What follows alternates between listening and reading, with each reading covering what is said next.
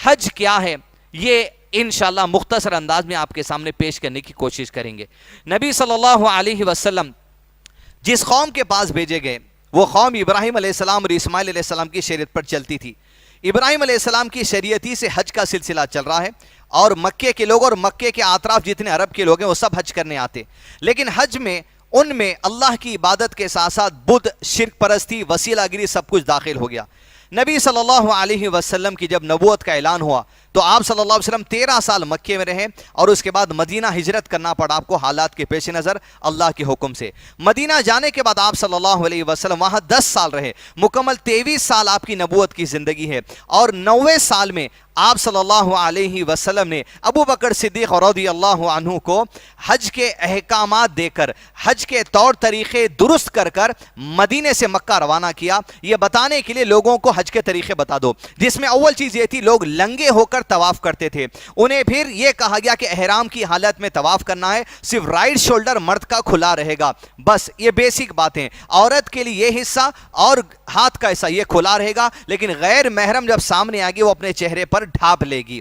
دوسری بات، ابو بکر صدیق رضی اللہ عنہ نے اعلان کروا دیا کہ ننگے طواف نہیں کیا جائے گا اور کسی مشرک کو حج پر آنے نہیں دیا جائے گا۔ یہاں بنیادی بات یہ ہے انسان کا عقیدہ اگر درست نہیں ہے وہ چاہے جیسی تیسی عبادتیں کر لے، اس کی عبادت رد کر دی جائے گی، بیکار ہو جائے گی، فائدے کی نہیں رہے گی۔ لہذا انسان کو چاہیے توحید پر مضبوط رہتے ہوئے سنت کے مطابق اعمال کر لیں۔ اب حج جملہ 6 دن کا حج ہوتا ہے، جس میں 5ویں دن کا بھی آپشن ہے اور 6ٹھے دن کا تو حج ہے ہی ہے جو نبی صلی اللہ علیہ وسلم نے کیا۔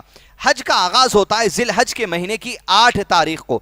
8 تاریخ کو ذی الحج کے آپ مکے سے احرام باندھ کر تلبیہ پڑھتے ہوئے آپ مینا کی طرف جائیں گے، لبیک اللہم لبیک، لبیک لا شریک لک لبیک، ان الحمد والنعمت لک والملک لا شریک لک، توحید کی گواہی دیتے ہوئے کہ اللہ کے سوا کوئی معبود نہیں، اسی کا حکم چلتا ہے، اسی کا ملک ہے، اسی کی بادشاہت ہے، یہ تلبیہ لگاتے ہوئے مینا کے میدان کی طرف نکلیں گے۔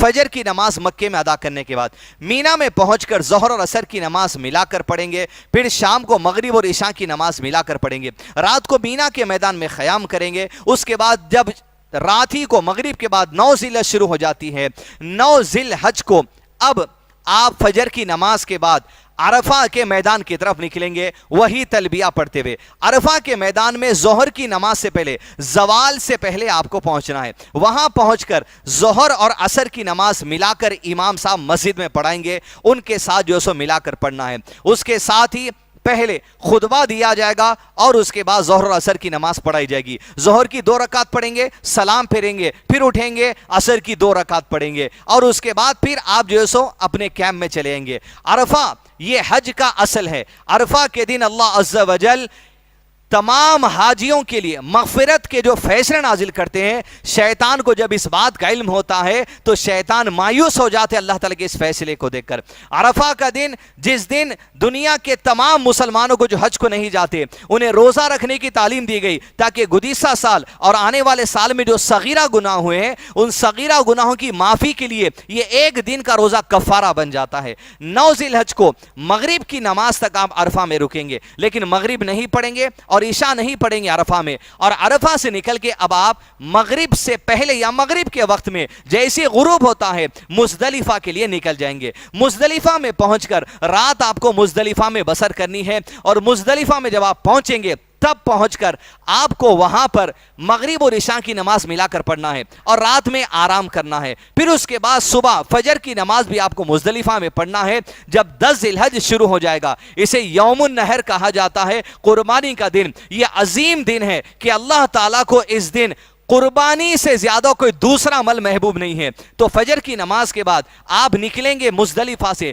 مینا کے میدان کی طرف۔ مینا میں جب آپ پہنچیں گے وہاں جمرہ ہوتا ہے 1 2 3، وہ نشانیاں جہاں پر ابراہیم علیہ السلام نے کنکری ماری تھی وہاں ہمیں جا کر پہلے ایک جمرے کو صرف 10 ذی الحجہ کے دن ہمیں کنکری مارنا ہے، 7 کنکری ماریں گے، اللہ اکبر اللہ اکبر اللہ اکبر کہتے ہوئے، ہر کنکری مارتے وقت میں اللہ اکبر کہنا ہے۔ یہ تصور نہیں ہونا چاہیے کہ وہ پلڑ شیطان ہے، بلکہ وہ عمل ایسا ہے جس عمل سے شیطان کو चिढ़ होती है, शैतान को तकलीफ होती है। वैसे नबी सल्लल्लाहु अलैहि वसल्लम ने इरशाद फरमा, जब तशहुद पढ़ो तो तशहुद में उंगली की हरकत दो। ये उंगली की हरकत शैतान पर लोहे की मार से भी ज्यादा सख्त है।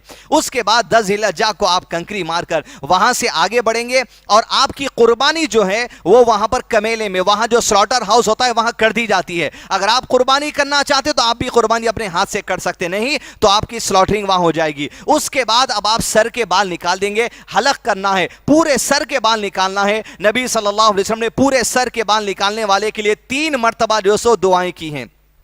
हो सकता है आपकी कुर्बानी पहले हो जाए, बाल आपने पहले निकाल लिए, ये आगे पीछे हो सकता है, इसकी गुंजाइश उलमा किराम ने दी है। फिर उसके बाद आप निकल कर बाल निकाल लेंगे और एहराम खोलकर सादे कपड़े पहन लेंगे और आप जाएंगे मक्का को, हरम काबतुल्लाह के पास तवाफ इफादा करने के लिए। वहां पर जब आप पहुंचेंगे तवाफ करने के लिए, सादे कपड़ों में आप जो सो तवाफ करेंगे 7 चक्कर। उसके बाद आप सही को जाएंगे, वहां सही के 7 चक्कर लगाएंगे। फिर ऐसे 7 चक्कर हो गए, उसी रात को आप निकलकर वापस मीना के दिन मीना आपको आ जाना है। ये आप 10 ज़िलहज्जा को भी आ सकते हैं, या शाम मगरिब हो गए तो 11 ज़िलहज्जा भी शुरू हो जाती है। तो जैसे तकमील हुआ आप फौरी जो सो आ जाएंगे, कहां पर? मीना के मैदान में। अब हज के अहम अरकान जो थे कंप्लीट हो गए।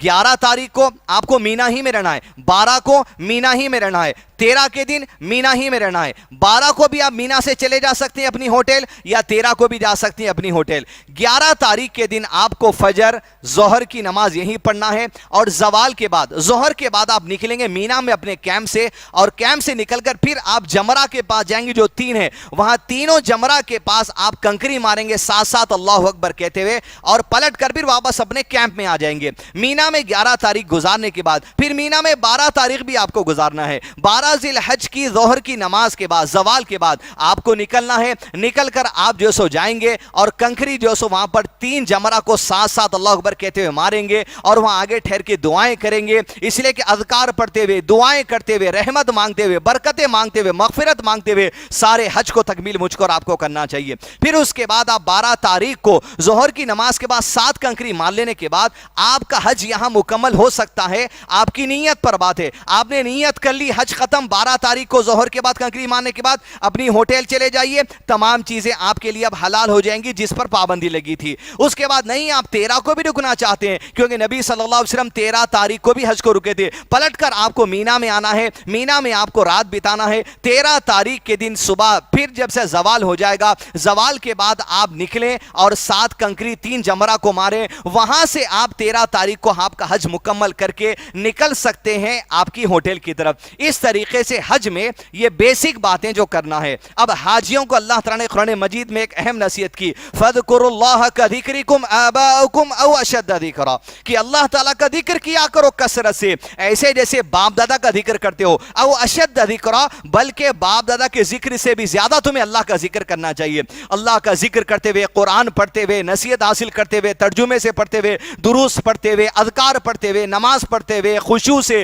रोते हुए, रहमतें, बरकतें, खैर, हिदायत मांगते हुए हमें जो सो अजीम काम जो सो करना चाहिए। ये इस्लाम का अहम रुकन है। ये जिस्मानी इबादत भी है, ये माली इबादत भी है। जिस किसी को अल्लाह ताला ने जो सो ताकत दी है माली एतबार से, जिंदगी में एक मरतबा उस पर हज पढ़ दे। फिर उसके बाद नबी सल्लल्लाहु अलैहि वसल्लम ने हदीस कुदसी में इरशाद फरमाया कि 5 साल में जिसके पास ताकत है, 5 साल में कम से कम एक मरतबा वो हज के लिए आ जाए। इसके लिए भी बड़ी रहमत और मगफिरत का वादा अल्लाह के नबी सल्लल्लाहु अलैहि वसल्लम के जरिए अल्लाह ताला ने हदीस कुदसी में किया है। नाज़रीन इकराम, आज साल 2021 चल रहा है। 2020 में गालिबन 10,000 लोगों को हज का मौका मिला। 2021 में अनाउंसमेंट आया है 60,000 लोगों को हज का मौका मिले। अल्लाह ताला हम तमाम को उन खुशनसीबों में भी शामिल करे जो हज की सादत अल्लाह ताला जिनको जिंदगी में अता करता है। कई हज करने की सादत हमें अल्लाह ताला दे और उस हज के जरिए अल्लाह ताला हमारी ईमान में इजाफा और ताजगी लेकर आए, आमीन। तो अजीज दोस्तों,